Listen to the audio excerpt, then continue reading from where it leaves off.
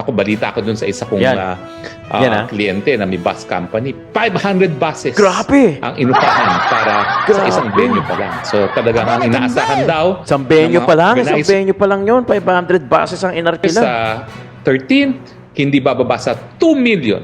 Baka ito na ang isa sa pinakamalaking pagtitipon-tipon sa buong mundo.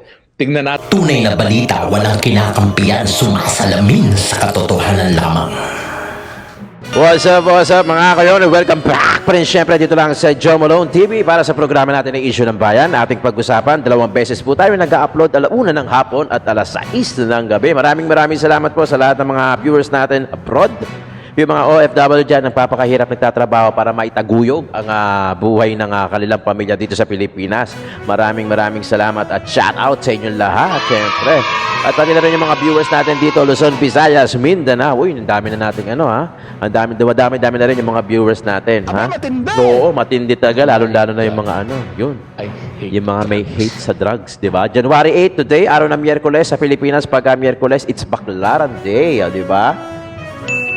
Totoo yan. At sige, attendance check muna tayo mga kayo. Maraming salamat sa mga nag-comply at sumasagot dyan sa comment section natin. Attendance check, may nabasa na tayo dyan. Galing ng Sweden, galing ng London Bridge. Attendance check, paki-comment dyan sa baba kung sa kayo lupalop, naroroon at nanonood ng programa natin na Issue ng Bayan, ating pag-usapan kung saan natalakay natin ang mga issue ng bayan na dapat nating usisain, dapat natin bosesan, dapat natin pakialaman at dapat natin pag-usapan. Kasi talagang, alam mo yun, di ba? Talagang dapat na natin makialam Kasi parte tayo ng gobyerno na yan.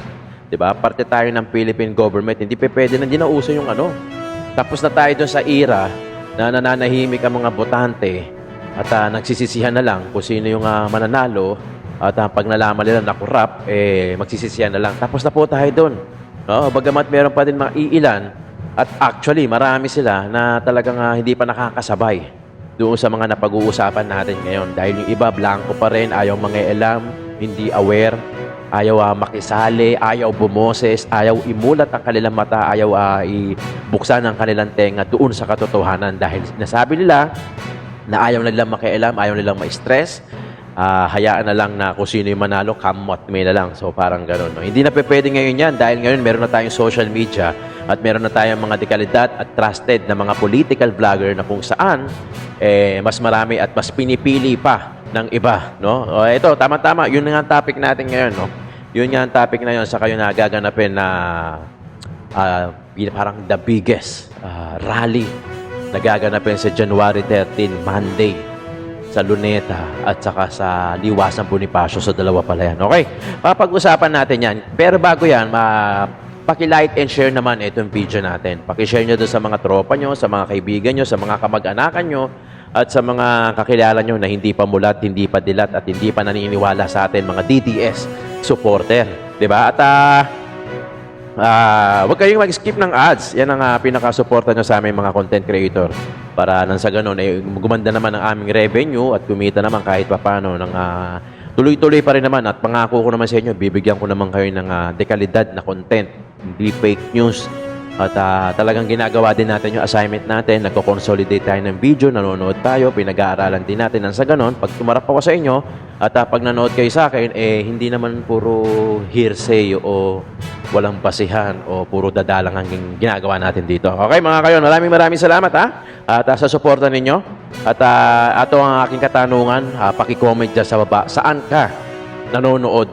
Mas nanonood sa social media, sa mainstream media o sa mga political vlogger na tulad ng inyong lingkod, Joe Malone TV. Yan, paki-comment dyan sa baba. Paki-comment dyan sa baba. Yan, ano kaya ang sagot, di ba? Ano kaya ang sagot nila dyan? Okay, paki-comment dyan sa baba. At pag-usapan natin, kasama dito natin si Boss Dada at si Sir Jay Guevara sa SMNI at pinag-uusapan at binabaliktakan nila ang mainstream media versus vlogger. Okay? Issue ng Bayan ating pag-usapan. Joe Malone TV po. Paki-subscribe, like, at paki-share na rin ang video Katulad natin. ng lagi natin sinasabi, SMNI News, ito na naman po ang naghahatid ng balitang totoo at talaga namang walang peke. Dire-diretso ang SMNI kahit na tanggalan mo ng prangkisa, kahit na kung ano-anong pang paninira ang gawin nila, tuloy-tuloy po ang SMNI. Kaya lahat po ng mga channels ng SMNI Yes. ay very critical. Ang mga kung sino man, talagang pinatitake down yan, yung mga yan. Kaya every time na may mga natitake down ng mga SMNI social media accounts and Uso yan, YouTube channels, uso. yung pong mga bagong SMNI channels ay i-announce po namin dito. At patuloy pa rin po i-follow, i-subscribe natin. Dahil kung walang SMNI, wala na maghahatid ng totoong balita, tamang balita sa mainstream media. Wala lang po tayo sa free TV, pero tayo po ay mapapanood sa mga cable TV partners natin. Yes. Mga boss. Yun. Totoo yun. Totoo. Kasi talagang, maraming Facebook account, even my, kahit ako, nagkakaroon din ng restriction yung Facebook account ko. Pero buti nga, restriction pa lang eh. Yung iba, talagang tinetake down. Parang meron silang support group eh. Parang gano'n, meron support group na talagang tatrabahuhin nila yung channel mo at ite-take down nila. Kaya minsan, hahanapin mo yung channel, wala na. O kaya minsan, bumaba yung subscriber, yung followers, meaning, hinak na yun, tapos inatake na. Maraming ganyan nangyayari ngayon, talaga. At ayun, no, uso yung ganyan eh. Yung tanggalan ng mga account. Oo. O, kasi yung nung nakaraan, sila rin nata, sila Doc Lorraine Badoy. Lahat, oo. Wala na rin. Talagang kapag nag-post ka, pag against sa gobyerno, Yes, yan. tatanggalin nila agad. Lalo yan. Ibablock nila agad. Kahit nga yung mga kahit nga yung mga normal lang na Pilipino, mag-post ka ng against sa government, wala na, laglag ang account mo. Totoo. Ganong katindi ang ginagawa ng administrasyon. Hindi ko naman masasabing administrasyon talaga ang nagpapagawa nito. Pero bakit kapag against sa government, yung mga pinopost, biglang Take down? natitake Take down. down. Yun yung Minsan pinakatanong shadow dyan eh. Tinatrabaho Kasi eh. ako kahit yung Facebook page ko, partner Jay, talagang naka-shadow ban yan. Yun. Pati yung mga YouTube natin, talagang hindi yan, kumbaga, Pinopromote. ino-offer. Hindi nire-recommend. Naka-shadow ban, meaning, nasa likod lang. Yan yung mga tipo na kahit anong upload mo, konti na lang yung views, parang wala nanonood. Ibig sabihin nyo, naka-shadow ban ka. Naka-shadow ban ka na hindi normal. Kunyari, dati kung nagbe-views ka ng 100,000, tapos biglang bumaba na lang, 1,000, 2,000 na lang. Ibig sabihin, naka-shadow ban ka. Hindi ka nire-recommend. So, yan, merong mga team na ganyan na talagang yan ang tinatrabaho nila. Alam mo, Jay, noong kasagsagan ng 2022 election, noong kampanya 2021, napag-usapan namin to eh. Kasi nakikita namin, ang lakas talaga nila Marcos noon. Tapos sila ni Robredo, pumapangalawa. And nakikita rin natin na very critical ang mainstream media Totoo. kay Bongbong Marcos. And itong SMNI lang ang nagbigay actually kay Bongbong Marcos ng patas na trato. Dito nakakapagsalita sila ng hindi tinatwist yung mga anggulo. Hindi tinatwist yung kanilang, hindi chinachap-chap yung kanilang mga interviews. Dito lang sa SMNI nangyari yan. Saka in fairness dito sa SMNI, talagang yung balita, halata mong walang pinipili, walang kinikilingan. Dapat sa kanila yung motto na yun. Sabi namin noon, pag-usapan namin noon, tatandaan ko, ako, si Coach Oli, tsaka si Banat Bay pa noon, napag-usapan namin habang nagkakape kami, na magiging, alam namin na talagang mananalo si Bongbong Marcos, sabi namin, magiging maganda ang laban natin sa social media. Kasi, considered as yung mga dyan sa Facebook, yung mga fact-checkers nila dyan, masasabi natin ng mga dilawan eh. Medyo leaning yan, mga dilaw. So sabi ko, dahil nga galit na galit sila kay Bongbong, kasi nung panahon ni PRRD, dyan nagsimula yung mga pag-take down ng mga accounts ng mga DDS supporters eh. So nung si Bongbong ang mananalo, sabi ko, patas maganda ang laban natin. Kasi at least yung mga account natin, hindi mati-take down basta-basta. Sabi ko, kasi nga, dilawan yung dilawan yung mga nasa linya ng fact checkers eh. Tapos, si Bongbong Marcos, galit na galit ang mga dilawan. So sabi ko, kung halimbawa, makakita tayo ng hindi magandang mangyayari sa administrasyon ni Bongbong at tayo ay magpapahayag, hindi katulad nung panahon ni PRD, na pag nagtanggol tayo kay PRD, talagang tinitake down nila. So sabi ko, magiging patas. Hindi ko ina-expect, partner Jay, na yung ngayon, magkakampi sila. At kung gaano ka-critical nung panahon ni PRD sa mga social media accounts ng mga pro-Duterte vloggers at mga social media users, mas matindi ngayon. As in, talagang take down yung channel mo nang walang sabi-sabi. Basta lang identified ka na KOGC, Duterte DDS. supporter. Yan. Shadow ban ka kagad. Kaya nga ngayon eh, boss. Nakakalungkot yun, nakakalungkot. Tamo tingnan nyo yung views ko. Tingnan nyo yung views ko. Na-identify na kasi tayo na DDS vlogger. Tingnan nyo yung views ko. Kanina lang nung in-upload ko ang baba. No, para feeling ko na shadow ban na naman ako. Kasi dire-diretso na mataas na 'di ba? Sinasabi ko sa inyo na nagpapasalamat ako sa inyo na talagang kahit papaano yung engagement lumalakas na. Ngayon, yung mga 3 video ko backwards, ang konti na, baka mamaya na shadow ban na naman tayo at malamang nire-recognize o na ano na tayo na DDS vlogger, kaya talagang dinadown at tinatrabaho na. Nako, Diyos ko. Wag Isang naman malaking sana. kalokohan yung gagawin ni Barbers. Yeah, yan. Napapatawag yung mga vlogger. Parang sinabi lang nila na kinakamuhian nila yung social media. Eh samantalang hindi mananalo si dalawang presidente na ang umipit. Dalawang presidente na yung ipinanalo ng social media. Diba? So ngayon, kinakamuhian naman nila yung social media kasi doon sila, doon nabibisto sila sa yung mga tiwaling ginagawa nila sa gobyerno. Totoo. Actually, yan ang yan nga yung sinasabi natin na ngayon, na mali ngayon.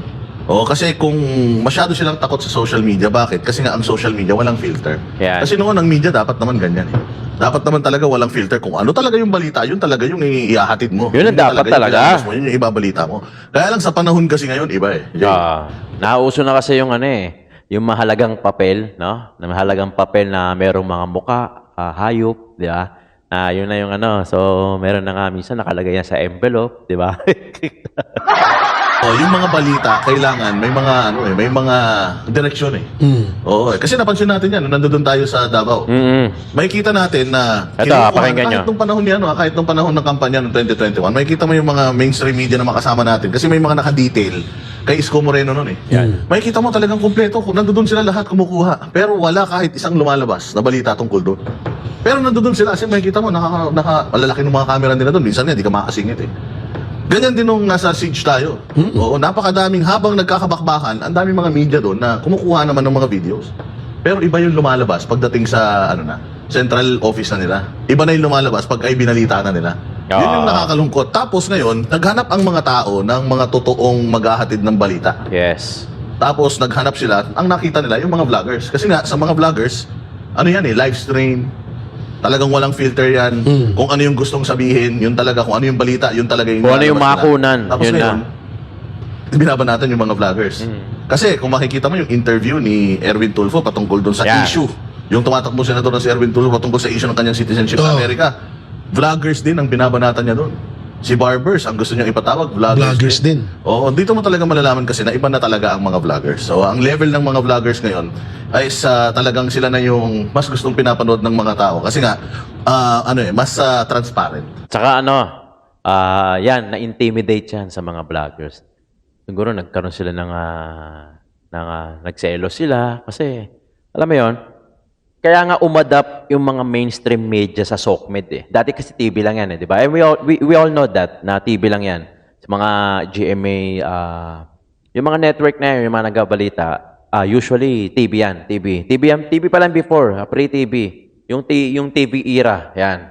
Tapos nagkaroon yung social media, TV pa rin muna sila, TV pa rin. Napansin siguro nila na karamihan ng tao, karamihan ng mga Pilipino sa adik-adik na sa gadget, social media na. So, umadapt na sila. So, meron na silang channel sa YouTube, meron na silang channel sa TikTok, sa Twitter, sa X, sa YouTube, sa Facebook. Meron na silang mga channel. Synchronized na yan pag nag-live. Dati, TV lang di ba? TV lang. Marami ng gadget ngayon. Basta ang gusto ng tao, gadget ang hawak. Matutulog, pagising, gadget ang hawak. So, umadapt sila. Kung di sila umadapt, wala na yan. Tigok na yan. Buti sila, umadapt sila. Kaya yun, nakakasurvive sila. Meaning, nasa SOCMED na rin sila. Yun nga lang, mas pinipili siguro ng karamihan, tinatanong ko kayo, kung saan yung gustong manood, sa mainstream media pa rin ba? O sa mga political vlogger, gaya ng inyong lingkod? Yung mga vloggers ngayon. Makikita nila na talagang yung mga nagko-content ngayon, pero hindi naman lahat. Marami din talagang mga Sabaw. hateful yung mga content. Pero sa atin, sa mga Duterte supporters talaga, hinahanap talaga nila yung mga alam nila organic na noon pa nagtatanggol na sa mga Duterte. Tsaka yung hinahanap ng tao, yung sinang-unang balita. Mga kapanahonan pa nila, Sir J. Sonsa. Oo, totoo. Yan, walang takot yan Pag nagbalita, talagang direct to the point. Na rin yan sa atin di ba? Nakwento sa atin yan. Ngayon, yung ibang mga Pilipino, yun yung hinahanap nila Tapos yung totoong balita. Kasi kadalasan, sa vlogger, yun yung masakit na hindi kayang tanggapin ng ng ibang mainstream media. Yes. Na mas ginugusto na ng taong bayan Correct. yung social media or yung mga vlogger kaysa sa mga ibang mainstream media. Correct. Lalong-lalo na yung nangyari sa kayo, JC. Yan. Maraming nakapanood, libo-libong tao ang nakapanood na kung ano talaga yung nangyari doon. Tapos papanoorin nila sa TV, Iba na. malayo ng balita. Sasabihin diba? sa mainstream media ng presidente, walang pumasok na Tama. armas. Wala daw armado, hindi daw nag-teargas, pero kitang-kita sa mga live stream natin meron di ba? Pero nakakatawa, kahit naman mainstream media, alam na meron, pero pumapayag sila na nagsasalita yung presidente natin ng gano'n. So pinababayaan nila na ginagamit yung kanilang mga channels, yung kanilang mga estasyon para magsinungaling at palabasin na ang mga taga KOJC during the siege, sila yung agresibo. Kaya nga, di ba Jay, natatandaan mo yung isang matandang doon, isang Ay, oo. matandang reporter doon. Busit na busit ako doon eh. Oo, na feeling niya siya ang Hari. ang reyna ng media sa Davao. O nakita mo naman, hindi ba tinanggap sila ng maayos doon, kinakausap sila ng maayos. Galit na galit sila na sinisigawan sila ng mga tao doon ng fake news. Fake news, ginaganon sila. Kasi nga naman, syempre, yung mga tao doon sa KOJC, matang 16 days. 24 oras gising yung mga tao, alam nila yung activities ng mga kapulisan na nandoon. Tapos pag pinalita, iba. May komosyon, lagi tayo nandoon, lagi tayo nagla-livestream. Tapos nagagalit sila na tinatawag sila na Fake news media. Samantalang makikita mo rin sa mga balita nila, wala naman talagang lumalabas na mga pabor o at least man lang hina-highlight yung mga paglabag sa karapatang pangtao noong mayroong siege sa KOJC. Ay, di ba, Boss Dada, yun? Umarap pa sa hearing yun, Yung matanda, Oo. matanda na, piling reyna ng mga media sa Davao. Alam mo, one time nga nagbibideo ako. Gusto niyang dumaan. Tabi kayo, dadaan ako. Siyempre, tayo, trabaho natin yun bilang media, bilang na maiparating natin. Mag-over natin, live I-cover yun. natin. Hindi ko siya pinayagan na dumaan. Hindi ko siya pinayagan. Sa isip ko kasi, iba kutob ko rito sa na to eh. Iba yung dating niya eh. Totoo nga. Totoo nga. Buti nga talaga yung ginawa ko, nasabi ko, bakit? Sino ka ba? Bakit mo kami papalisin? Nangaawi pa.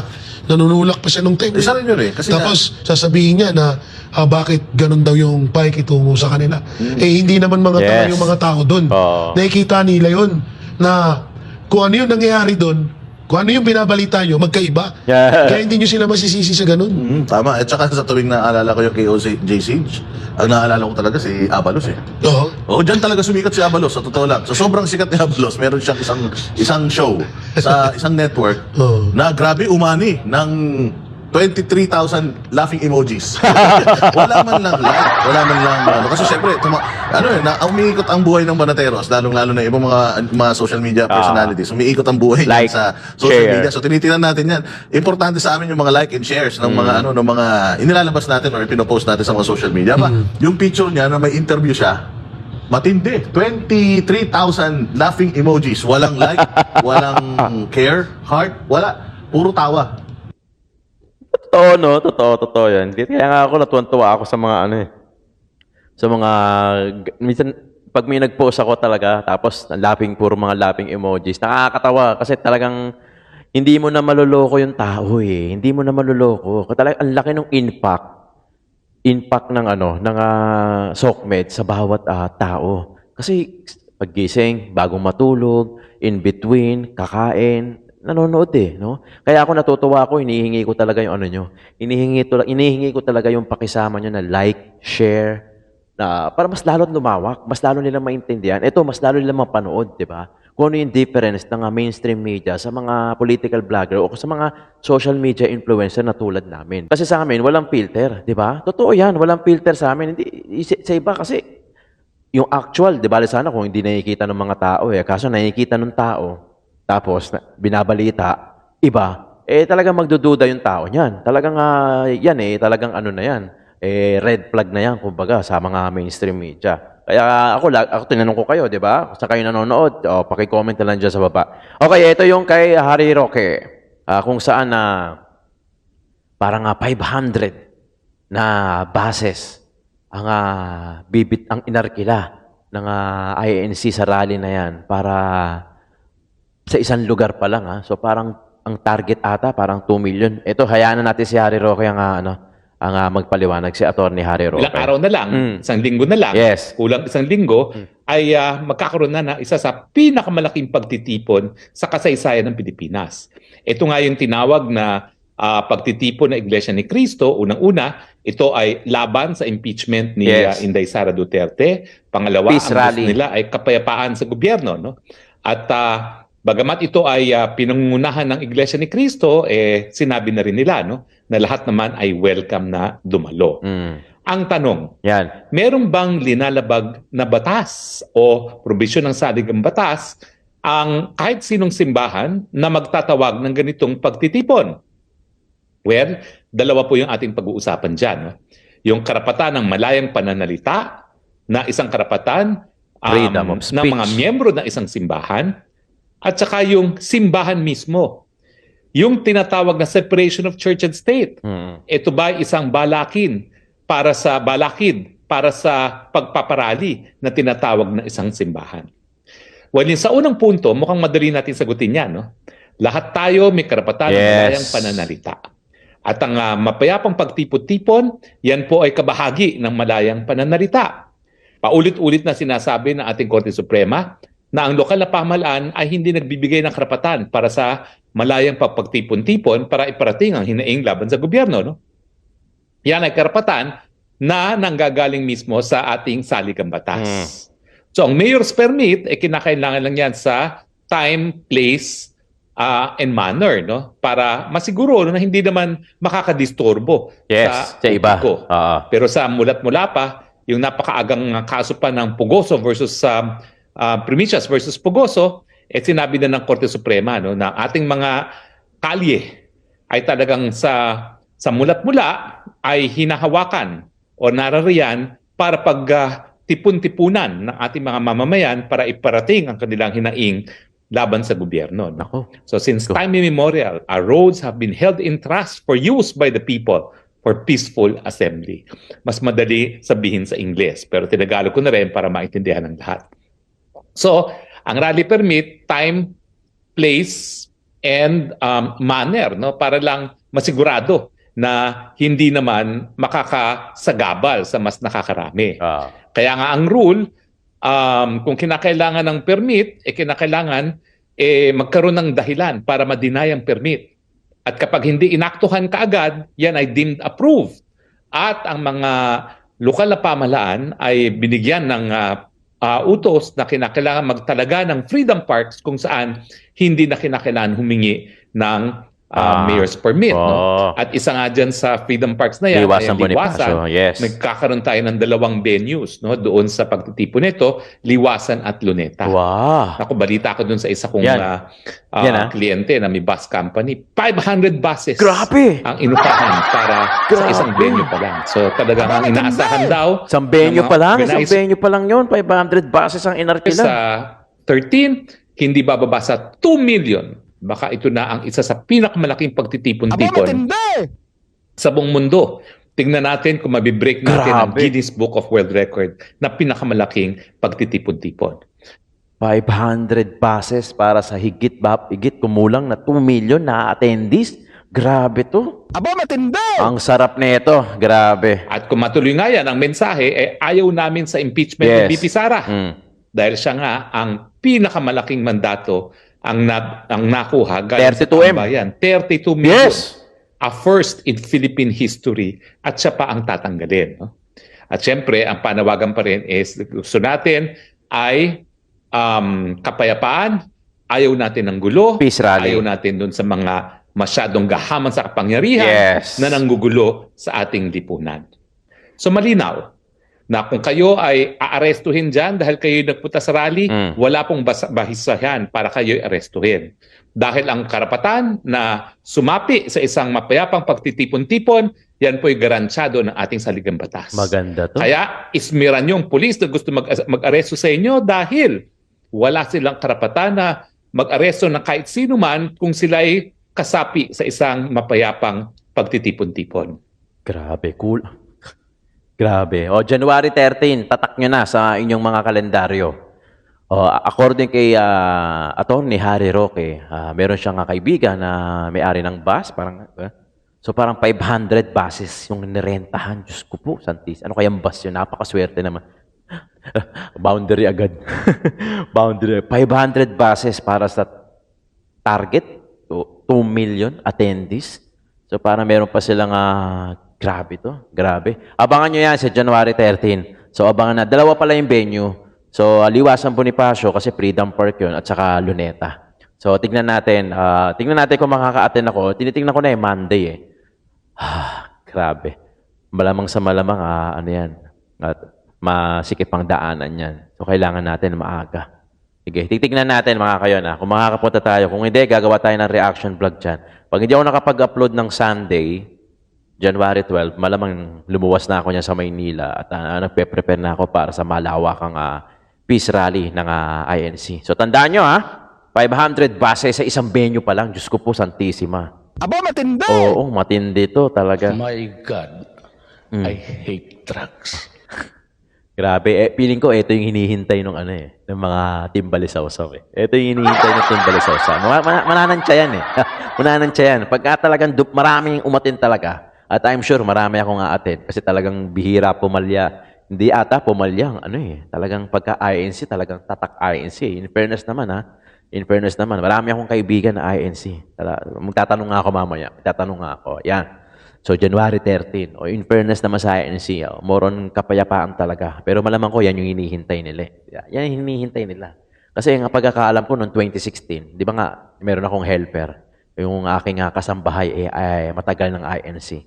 So, tinanong ko siya noong 2016. Tanda ako noon. I'm sure, kung mapapanood mo to, I'm sure, maaalala mo to. Once upon a time, tinanong kita kung sino dadalhin ng INC. Kasi nga, INC ka. Di ba? Ang sinabi mo sa akin, hindi daw ewan ko kung i-confirm niya kung may mga INC na nanonood sa akin. Noong 2016, tinanong ko yung kasambahay ko kung sino yung dadali nila. Kasi ako, Duterte na ako noong time na yon eh. Duterte na ako noong time na yon pero nag-vlog kasi ako kay Isko ng 2019. Pero Duterte na ako noong 2016. So, tinanong ko yung kasambahay ko na Iglesia ni Cristo na kung sino yung dadali ng INC. Ang sagot niya sa akin, paki-confirm to kung totoo, hindi raw sinasabi sa kanila na maaga. So parang ganun eh. So parang sasabihin sa kanila pag malapit na yung election day. So, hindi ko alam kung a week o days before o a week before ng election, doon lang pala sasabihin. At sasabihin ata sa mga kapilya-kapilya. Paki-confirm kasi yun ang sinabi sa akin ng kasambahay ko. Totoo ba yun, mga INC? Paki-comment dyan sa baba. Di ba, ang dinala ng INC noon, si Duterte, kung di ako nagkakamali, yun, panalo. Di ba? Kaya talagang hinihintay nila yan. Di ba? Medyo pumipinta mo na yan, kung baga sa baraha, ano ba to? Alas ba to o bokya to? Di ba? Ganun yan, ganun kalupit. Siyempre, magpe-play safe yan. Tapos pagka marami ng kanya, alibaw, maraming umaten. Talaga, buong INC umaten. Tinan mo, February, March, marami nang babaligtad dyan. Aba, matindi! Marami nang babalingbing dyan at babaligtad dyan. Mga ganyan ba yan? Kung baga nagsasagwan pa yan. Sa tingin-tingin yan na ganyan, namamangka pa yan sa dalawang ilog. Biri mo, dalawang ilog, pinagsabay mo. Hindi ko ba namang ulul di ba? Mga kayo ang gusto ko lang sabihin dito, ang gusto lang natin sugatan dito, sugatan natin yung mga trapong kandidato na walang ibang ginawa kundi magnakaw ng kaban ng bayan. Yan ang gusto kong sugatan. At gusto kong sugatan yung mga damdamin nyo na gumising na tayo. Gumising na tayo, palawakin natin yung boses natin. Kahit na malawak na tayo, mas palawakin pa natin. Mas palayuin. Malayo na narating natin. Tayo mga ka-DDS ni mga supporter, malayo na narating natin, malaki na yung agwat natin, mas lalo lang natin palakihin at mas lalo na natin palayuin. Nang sa ganun, malayong-malayo na kahit tingin, hindi mo na sila matanaw. Diba? Yan ang gusto kong sugatan. Kaya kayo mga ka-DDS supporter, sana di na tayo shadow ban. Kasi ang hirap diba? Pero gano'n man kahirap, alam ko naman nandiyan kayo diba? Kahit na sina-shadow ban, alam ko tinitira na rin yung channel natin unti-unti. Baka identified na tayo as DDS vlogger. Hindi naman ako self-entitled. Pero kasi 2016 pa lang, alam ko na talaga na Duterte ang inyong lingkod. Tapos sa 2019, nag-vlog pa nga ako kay Isko. Tapos ngayon, bumabalik-balik na ang puso ko talaga kay Duterte. Kasi talagang wala nakita ko yung difference. Hindi ako nakaboto nung after ni Duterte. Ngayon pa lang ako ulit boboto. Kaya vote straight yung mga PDP laban natin. Maraming salamat mga kayo sa pagtutok at pagsubaybay dito sa Joe Malone TV para sa programa natin na Issue ng Bayan. Ating pag-usapan 1:00 ng hapon at 6:00 ng gabi. Maraming salamat. Sana makikooperate po kayo bilang suporta nyo sa mga content creator na tulad namin. Paki-comment na lang kung ano yung mga tanong natin dyan. Maraming salamat. Like and share din po sa mga video natin. Thank you so much mga kayon!